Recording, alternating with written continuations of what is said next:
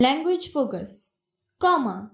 We use commas to separate 3 or more words in a list. Millie, Nayem and Shelly are my friends.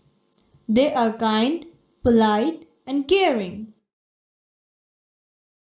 To separate words that introduce a sentence. Well, how are you?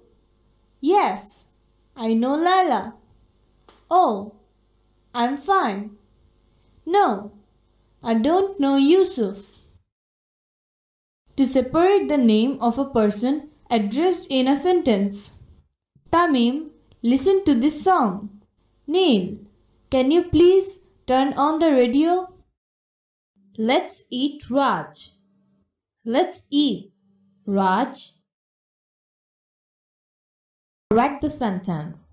Rewrite them correctly using cursive handwriting. Example, Mary, what are you looking at? Mary, what are you looking at? Review your answer.